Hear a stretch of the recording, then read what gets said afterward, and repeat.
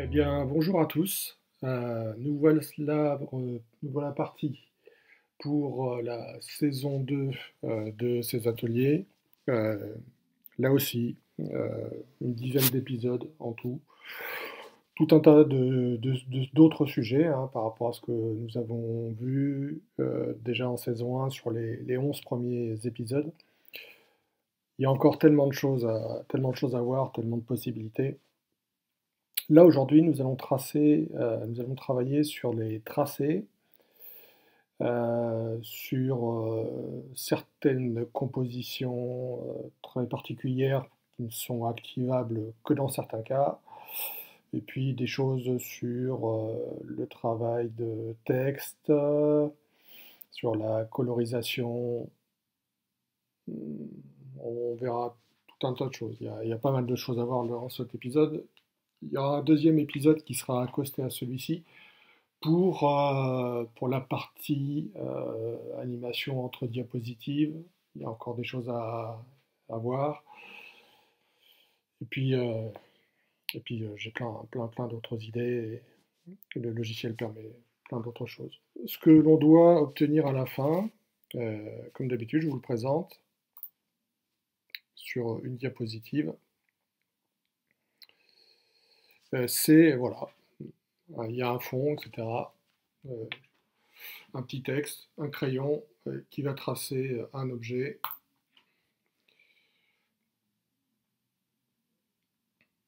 Voilà, petites animations et le crayon qui disparaît à la fin. Voilà ce qu'on va apprendre à faire aujourd'hui. Je quitte cette présentation. Celle-ci, ça sera pour une autre fois. Alors allons-y. Tac. Je vais créer une nouvelle présentation. Celle-ci, je peux la fermer d'ailleurs. Ce sera le prochain épisode, là, ce que vous avez vu. Blanc basique. Bon, je reviens pas sur les fondamentaux, hein. On va commencer un petit peu à considérer que vous avez visualisé ou vous avez acquis certains concepts lors de la saison 1, la saison 1. Voilà. Donc, on part d'une diapositive. La première idée, c'est de mettre un fond en fait sur cette diapositive. On va prendre une image, on va changer de modèle pour prendre un modèle vierge parce qu'on n'a pas besoin de mettre de texte sur cette diapositive pour l'instant. Et puis, on va aller chercher dans téléchargement. Alors, un truc que j'ai trouvé, bien sûr, sur Internet.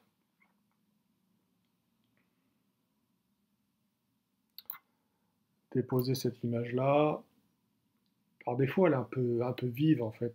Il ne va pas falloir que ce fond de diapositive écrase trop, finalement, en fait, le contenu qu'on va mettre par-dessus. Donc, eh bien, on va l'ajuster par rapport à la taille de la diapositive, hein. Là, j'appuie la touche Option hein, pour dimensionner depuis le centre. Et puis, dans le format d'image ici, inspecteur de format image, on va aller un peu modifier, ajuster. Alors, l'exposition pour enlever en fait un peu trop de vivacité. Le contraste, on va le diminuer aussi. Voilà, pour en faire vraiment un fond de diapositive. Une sorte d'habillage. Le fond est fixé. Alors, c'est pas un modèle, on parlera des modèles plus tard. On verra comment, il y a vraiment des choses intéressantes à voir là-dessus. Pour éviter d'avoir à toucher en fait plus tard lors de la conception de cette diapositive-là, ce fond d'image-là, je vais aller verrouiller, en ayant sélectionné l'image, verrouiller cet objet-là pour vraiment interdire en fait son déplacement, voire même sa sélection quand on fait de la sélection multiple. Donc là c'est verrouillé, il sera là comme ça, il ne bougera plus. Si on a vraiment besoin d'y toucher, remarquez en fait il y a les petites croix là qui vous dit que cet objet-là est verrouillé. Et puis c'est aussi une information que vous pouvez retrouver dans la liste des objets parce que vous avez le petit cadenas qui est là, qui permet de verrouiller un ou plusieurs objets simultanés. Le principal de cette diapositive-là, c'est, on mettra le titre tout à l'heure, mais c'est la banane qu'on va dessiner. La banane, c'est une partie d'une figure. Soit on fait la recherche avec le mot-clé qui est ici, soit on va à peu près dans la catégorie concernée, et on retrouve l'objet. Bon, cet objet-là vectoriel, pareil, touche option, pour l'agrandir depuis le centre, et puis vous avez le guide automatique de diagonale qui permet de redimensionner l'objet de manière proportionnelle. Alors ça c'est vrai, hein, ce redimensionnement proportionnel, parce que pour chaque objet, enfin la majeure partie des objets, vous avez une option conserver les proportions ici.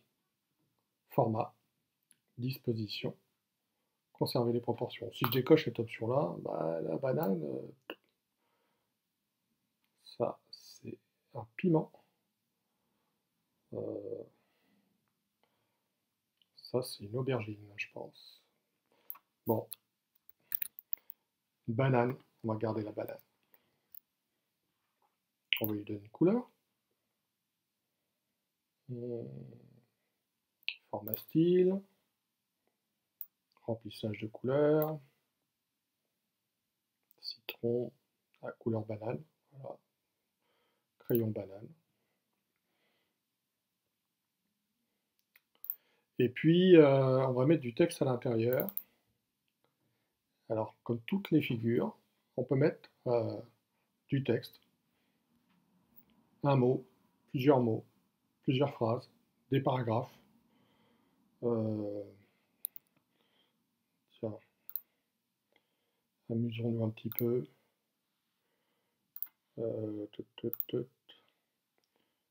On reprendra ce texte-là la prochaine fois, mais juste comme ça en fait pour voir ce que ça donne. Édition, coller, adapter le style avec une couleur de texte.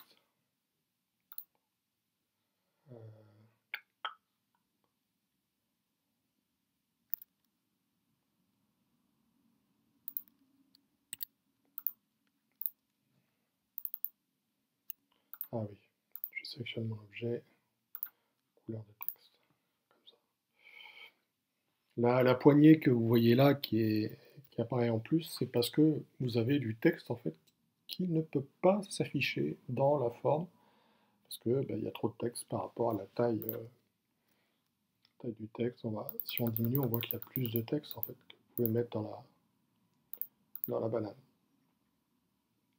On verra qu'il y a la possibilité de lier des zones de texte par rapport aux autres. Bon, ça c'est voilà, si on met beaucoup de texte, ça donne ça. C'est pas ça que je veux en fait. Ce que je veux, c'est mettre le texte banane.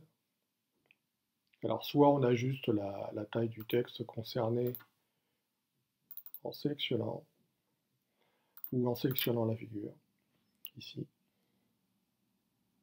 Je dis en sélectionnant le texte parce que rien ne nous interdit de sélectionner un ou plusieurs mots ou plusieurs lettres et d'aller en particulier mettre une taille supplémentaire, enfin supérieure ou inférieure par rapport à l'autre texte.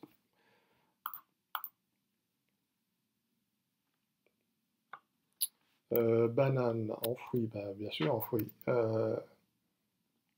On va changer la police de caractère, on va mettre quelque chose d'un peu plus fun.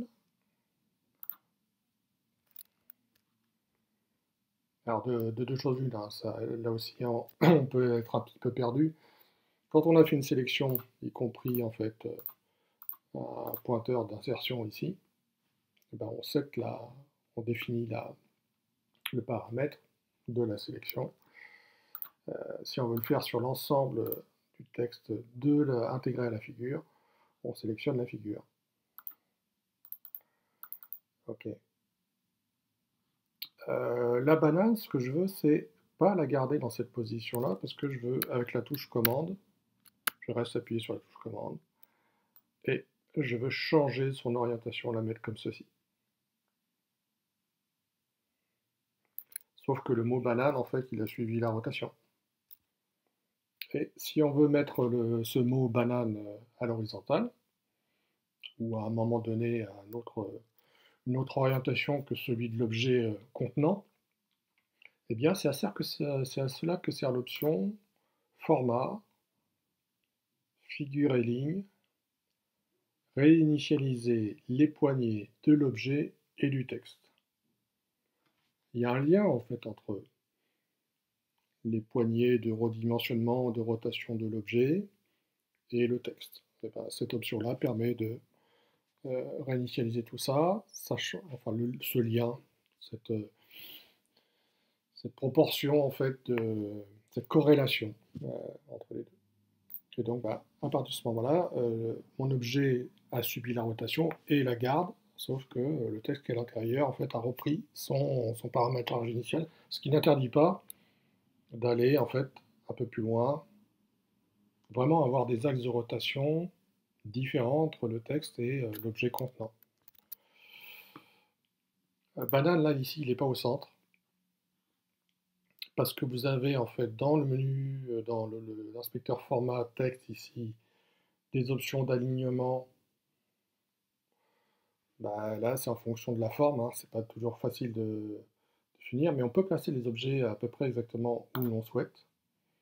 La banane, je fais un alignement sur le bas, en fait, qui permet d'avoir le moins d'influence sur le texte inclus, et puis en ajoutant en fait des espacements après la ligne de texte, ben, ça me permet d'aller positionner le mot banane au bon endroit. Voilà.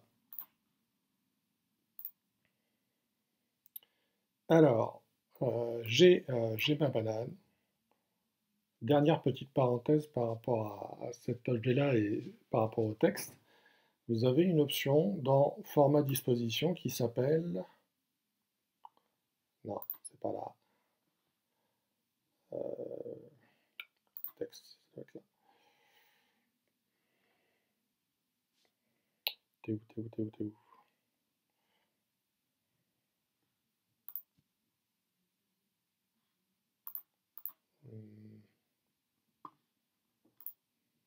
Où est-ce que t'es passé Ah, voilà. Texte, style, disposition. Vous avez une option qui s'appelle réduire le texte pour adapter. Réduire. Si cette option-là, elle n'est pas cochée, je réduis en fait la taille de la banane avec la touche majuscule pour le contraindre. Vous voyez que la taille du texte ne change pas, quand bien même ma banane devient plus petite. Et puis à un moment donné, il n'y a plus assez de place pour mettre le banane, donc il ne s'affiche plus. Là, l'idée, c'est, si j'ai cette option-là de cocher, lorsque je réduis, automatiquement,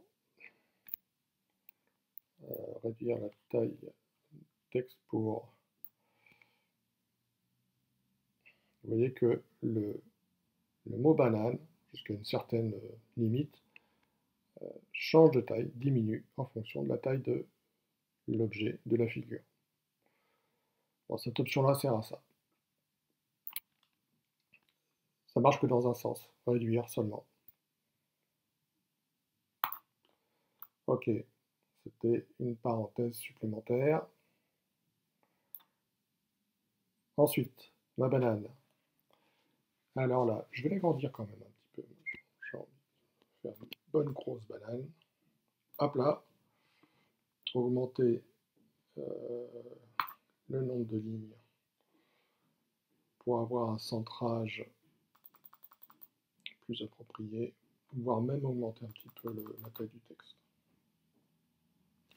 Voilà. L'étape suivante, on va utiliser un crayon pour dessiner, parce que là, bon, c'est statique. On va animer un petit peu tout ça. On va faire un crayon, utiliser un crayon pour dessiner cette banane. Alors, ce qu'il faut comprendre, c'est que lorsque l'on anime, lorsque l'on trace un objet, alors on a une composition bien particulière qui n'est disponible que lors d'un certain contexte. Ici, les effets, certains on les a déjà vus, on ne les a pas tous parcourus parce que ça n'avait pas trop de sens de faire un épisode pour aller découvrir. Je pense que si vous êtes intéressé, vous l'avez fait vous-même. Si vous voyez les options qu'on a, vous avez un comportement, un effet spécial qui s'appelle trait. Alors trait, ça fait ça. C'est cet effet-là.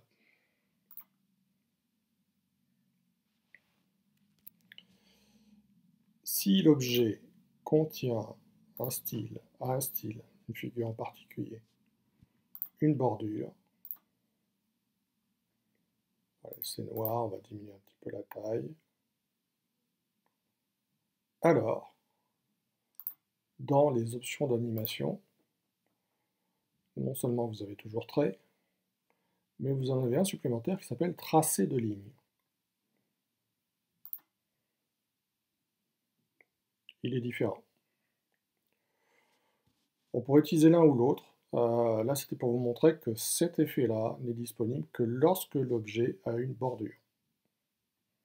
On va utiliser celui-ci. Regardez bien le départ de l'animation, là, ici. À partir de quel point on commence à tracer la banane. Le bout de la queue ici. Tracé de ligne. On va prendre cet objet-là. On va augmenter un petit peu la durée pour que ça soit un peu plus long.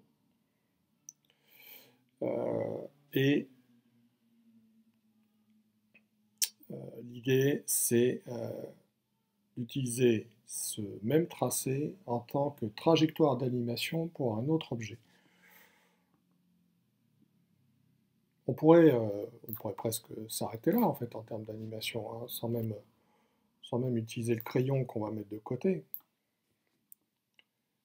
Mettre le texte, ici, le monde des fruits en 2021.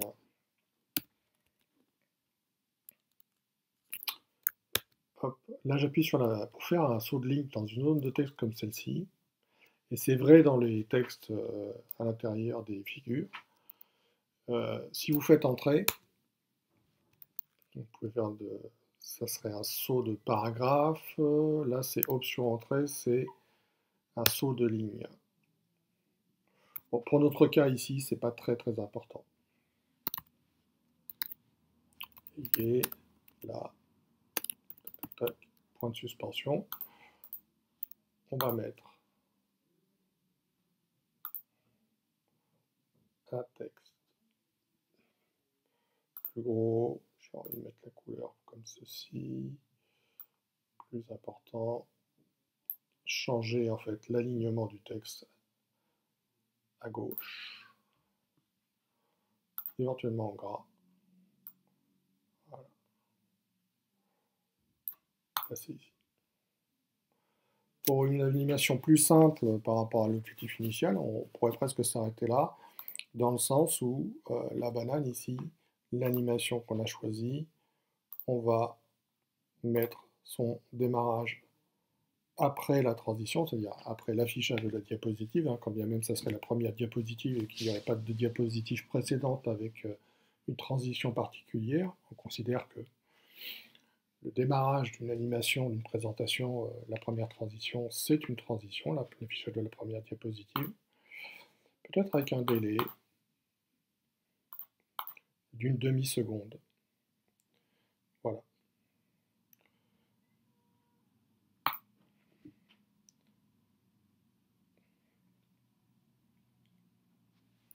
Première étape, c'est celle-ci. Maintenant, ce que je veux, c'est utiliser le crayon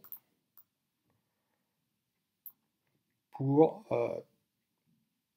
simuler le tracé de cet objet-là, rendre l'animation un petit peu plus riche. Alors, pour vous expliquer, on remet le crayon de côté. Je vais vous expliquer en fait le point de départ. C'est assez important de comprendre. Je vais prendre un pointeur de petite taille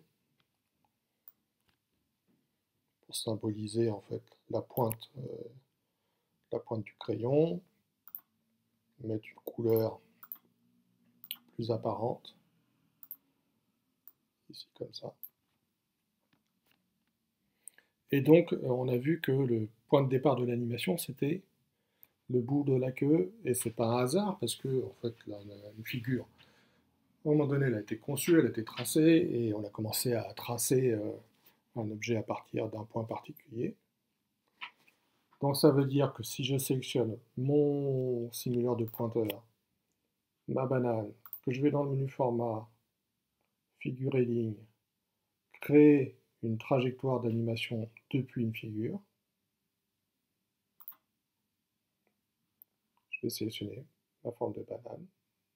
C'est une figure, donc c'est un tracé vectoriel, donc c'est utilisable en tant que trajectoire d'animation.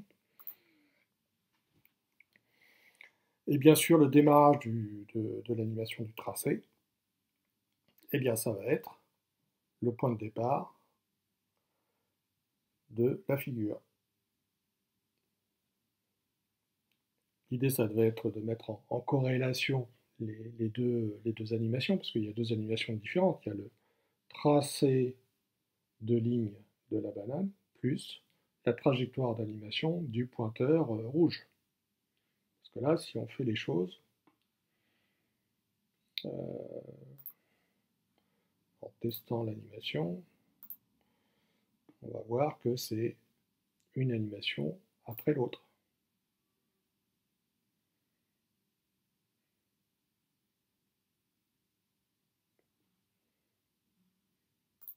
D'abord la banane, et ensuite le pointeur.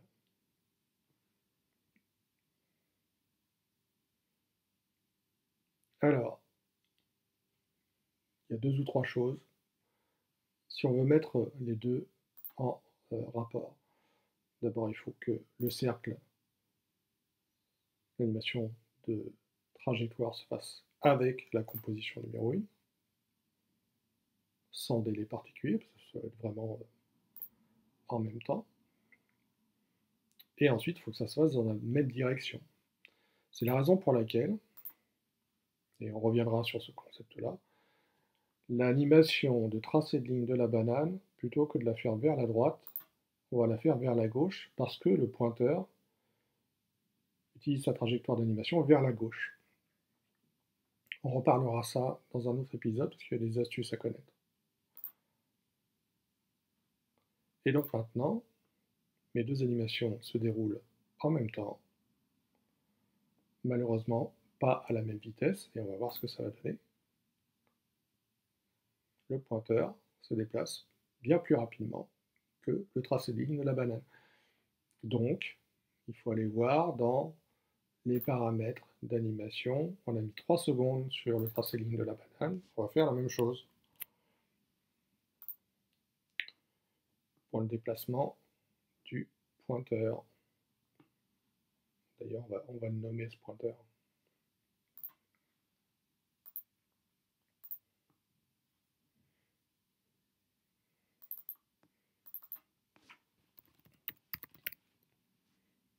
Voilà.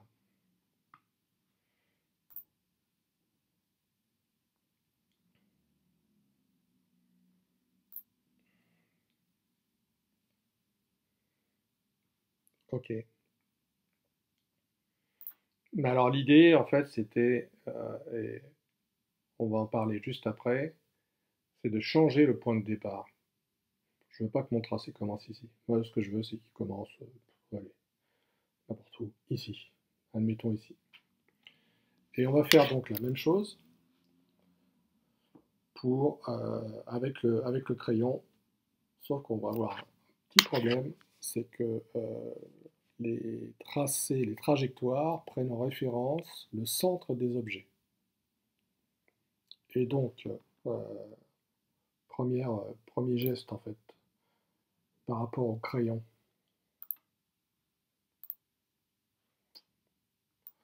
Le centre de cet objet-là, c'est pas la pointe du crayon. Le centre de cet objet-là, c'est à peu près ici. Là. Et, il va falloir qu'on change en fait ce centre d'animation. Pourquoi? Parce que, je pense que si vous avez compris, on va voir déjà comment fixer le point de départ d'animation sur la trajectoire sur la banane. Pour ça, ce que je recommande, pour faciliter le placement des objets ultérieurement, c'est de prendre une référence en utilisant les guides.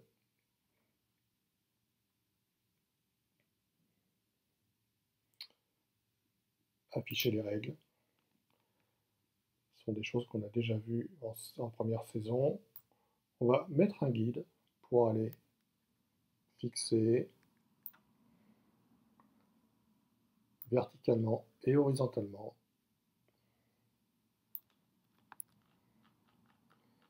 l'emplacement d'un point de départ. Le point de départ n'est pas fixé, j'ai juste placé des guides là ici. Quand on a une figure, on peut la rendre modifiable pour avoir accès à ce qu'on a déjà vu, les points d'ancrage et les points de tangente.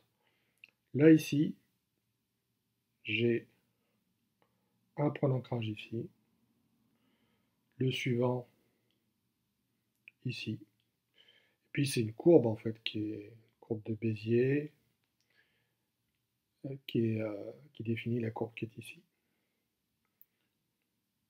Il y a une proposition d'un ajout de points entre les deux.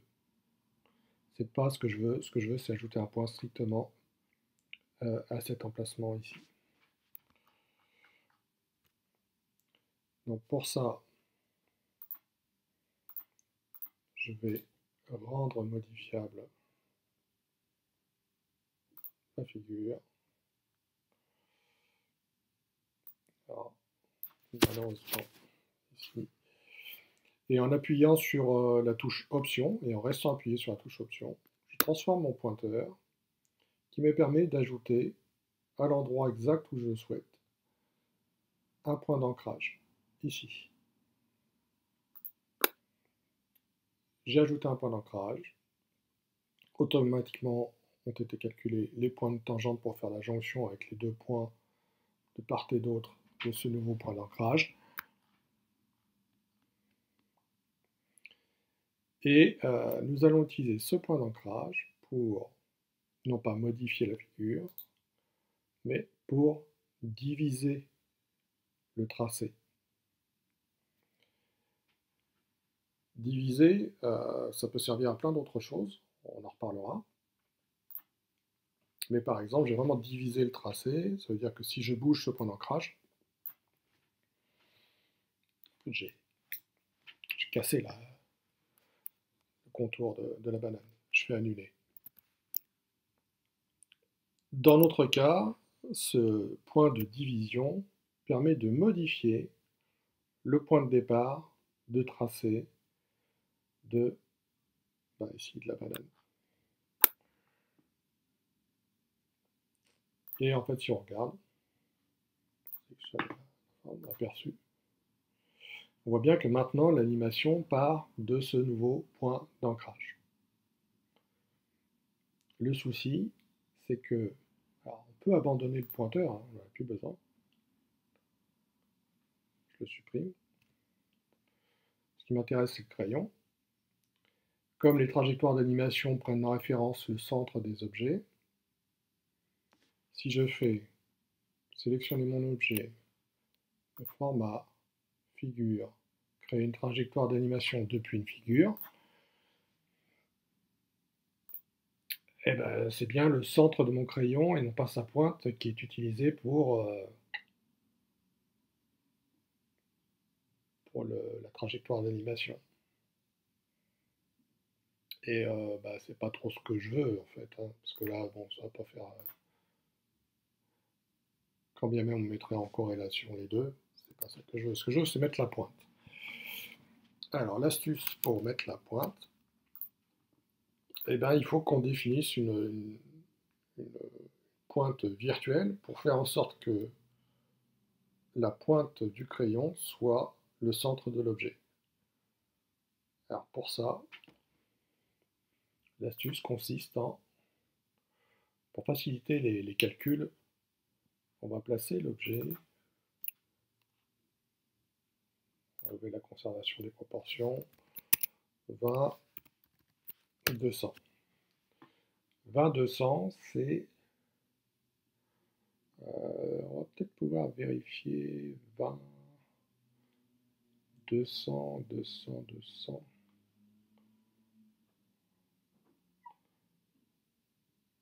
C'est la hauteur. Et le positionnement, ici, là, on a les valeurs en pixels, on va le mettre vraiment à 900 pixels. Ça, c'est pour la facilité de conception. On ne va pas laisser le crayon à cet endroit-là. Et puis, 100 ici. Alors, comme la hauteur de l'objet fait 200 pixels, il faut que l'on crée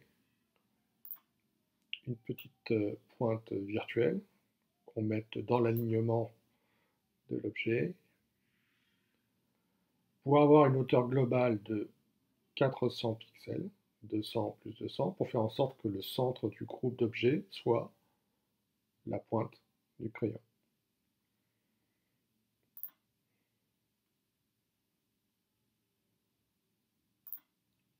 On va modifier ce truc-là qui ne sera pas affiché au final. Donc l'emplacement du crayon, on a vu tout à l'heure, 900, 100. On sait que la largeur du crayon, c'est 20. Donc, si on veut vraiment mettre dans l'alignement,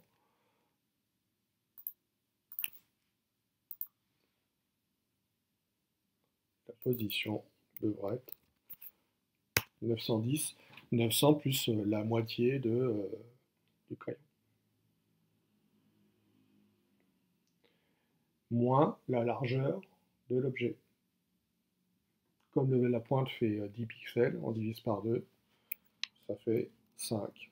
Donc, c'est pas 910, c'est 905.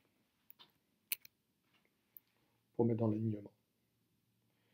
Et puis la position en Y, là c'est 400. Alors 200, 400, on a déjà 100 pixels ici au-dessus, plus 200 ça fait 300. Donc les 200, 400, il faut qu'on ajoute 100 pour avoir vraiment en fait la hauteur absolue par rapport à la bordure de la diapositive qui commence à 0 pixels. Et donc ben, voilà, on a notre objet que l'on va grouper. Et donc ce sera considéré vraiment comme un groupe. Et à partir de ce moment-là, le centre du groupe deviendra la pointe du crayon. Alors, on a laissé apparent pour l'instant la pointe virtuelle, entre guillemets.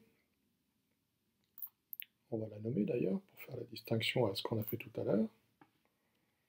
Donc ça, c'est mon groupe, c'est mon crayon.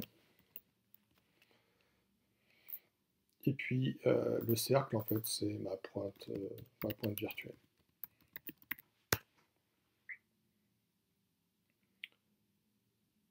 Dont l'affichage, en réalité, n'a pas de sens. C'est la raison pour laquelle je vais pouvoir, dans son style, fixer son opacité à 0 afin de la faire disparaître.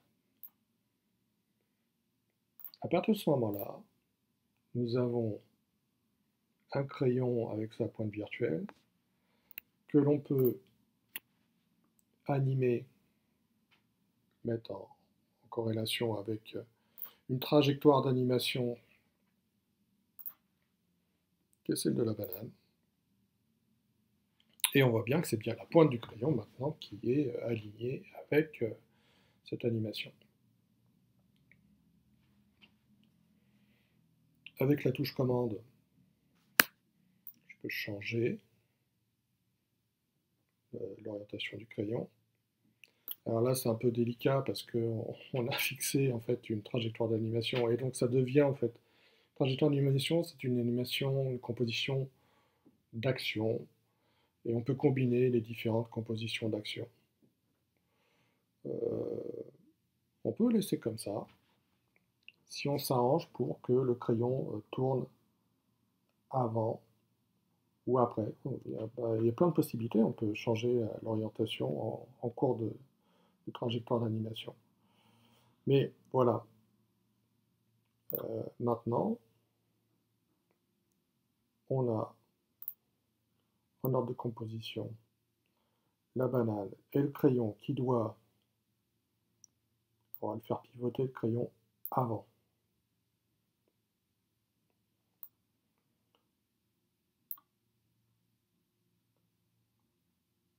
La banane et le déplacement avec la composition de la banane.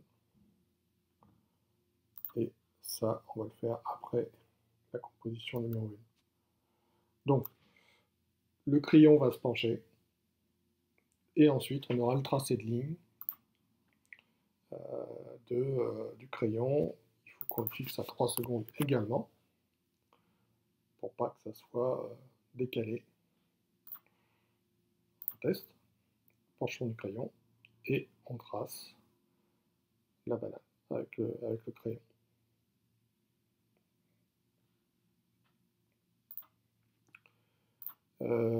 J'avais colorisé en fait le crayon, mais on en parlera une prochaine fois, parce qu'il y a des choses à voir. Sur les figures, il y a des choses dingues en fait en termes de conception. On en parlera plus tard parce que sinon cet épisode sera trop long. J'ajoute simplement la petite animation rigolote du petit smiley gourmand qui tire la langue.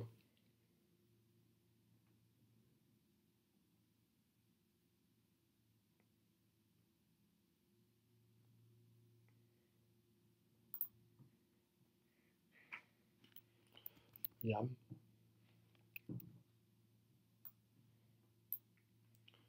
Ici, je monte la taille de ça, un smiley. Je l'agrandis. Là, je suis en train d'appuyer sur le raccourci format ici où on a vu un texte. On peut définir la taille ici, mais format ici, on a texte,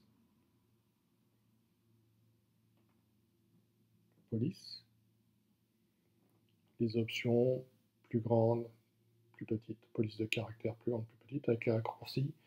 Commande plus, commande moins pour plus grand, plus petit. J'utilise souvent ce raccourci. Plus. Alors c'est plus, hein, c'est commande majuscule plus. Bon, on va pas faire un cours sur le clavier. Donc j'agrandis ou je diminue sans avoir accédé au menu. Et d'ailleurs, on voit la valeur évoluer ici. J'agrandis. Tac, tac, tac, tac, tac. Je diminue. Ok. Petite information sur les zones de texte comme ceci. Grosso modo, c'est comme si c'était une figure invisible avec du texte dedans. Là, il s'avère que le texte est un smiley.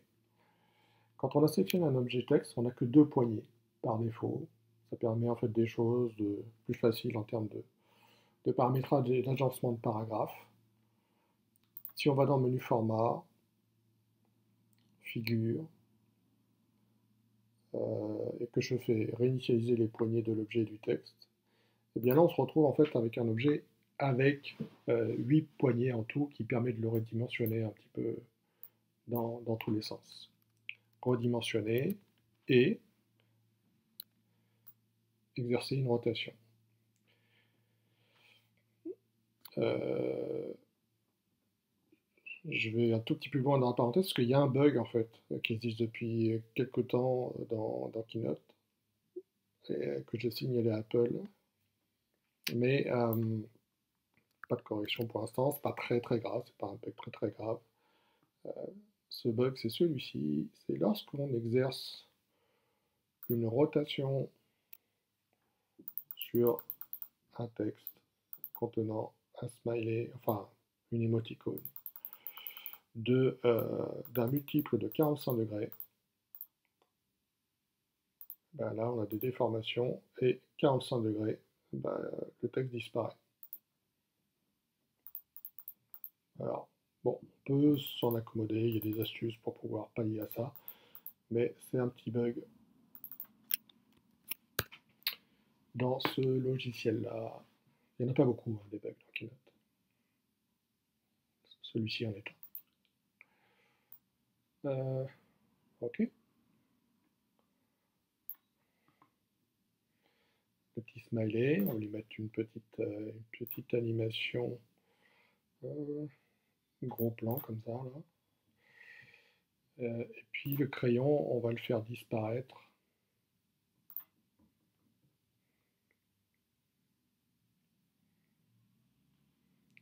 Composition de sortie, disparition, après un délai de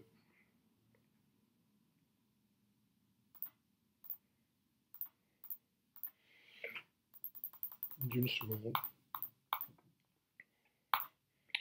Et le petit sourire, c'est juste après la composition du crayon. Hop. Tracé de la banane. Petit smiley, le crayon disparaît. Ok. Allez, pour finir, un dernier petit bonus, on vérifie quand même. Crayon se penche, trace, la banane, pouf, petit smiley, crayon disparaît. La banane est toute jaune.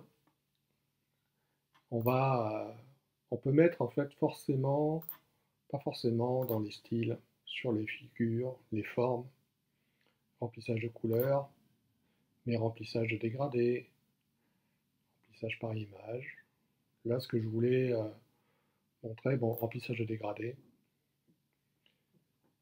une banane bleue venue de l'espace. Euh, En utilisant l'option remplissage image, euh, remplissage de dégradé avancé. Remplissage image avancé, c'est la combinaison de remplissage par image plus remplissage de dégradé. On en reparlera. Avancé.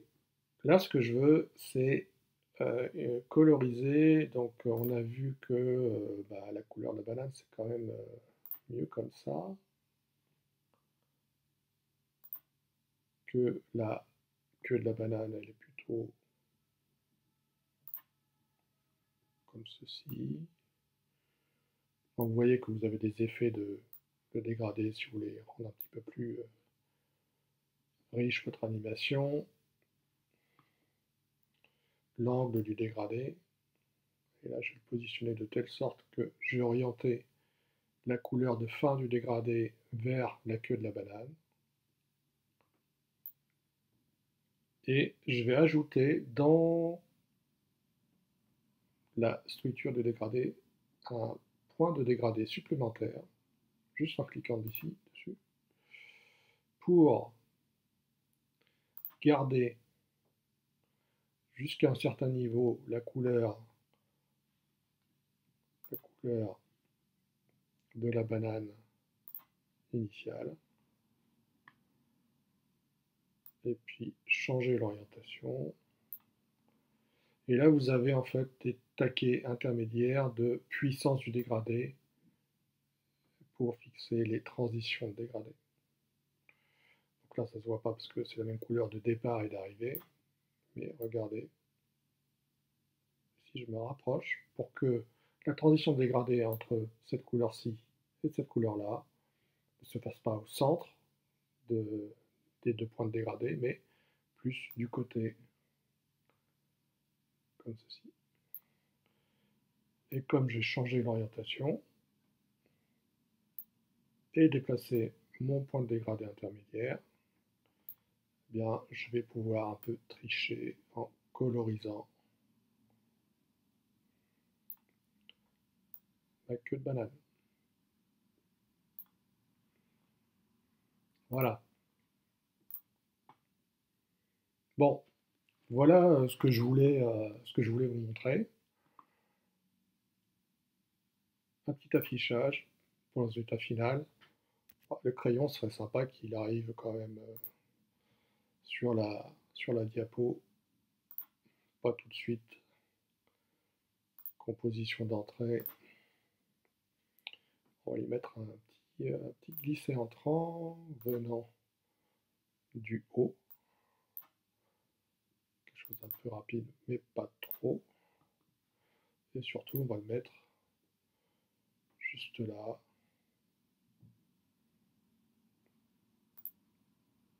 Après la transition, avec un délai. Voilà, un peu moins d'une seconde. Comme ceci. Et puis ça va partir juste après la composition, petit délai. Voilà. Le crayon qui apparaît, se penche, trace la banane. Petit sourire, le crayon disparaît. Bon, voilà pour cet épisode-là. Il y a plein d'autres choses, hein. C'est difficile de faire des choix sur les. Je passe à côté de plein de trucs pour pas faire des épisodes trop longs. Ça fera du contenu lors des épisodes suivants. Et puis, on est en saison 2 et il y aura facilement de quoi faire en saison 3. Ok, voilà le résultat. Je vous laisse ici. C'est un cas d'usage. Bon, là, on a parlé des fruits, de la banane, on a fait certaines animations, etc. Donnez libre cours à votre imagination.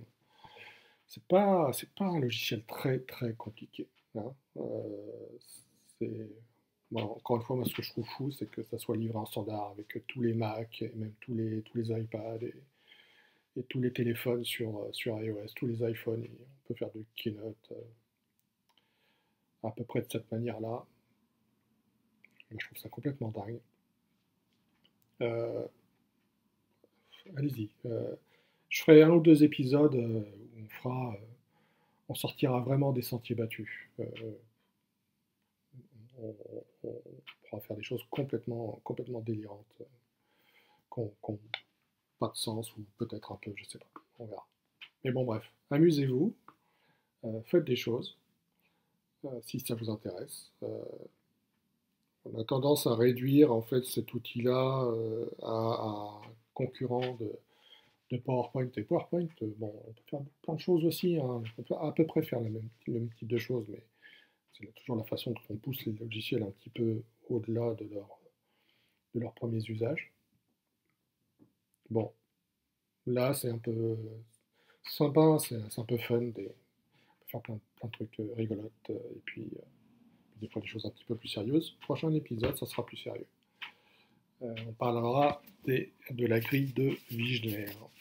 Allez, je vous laisse, et puis continuez à apprendre, et à bientôt.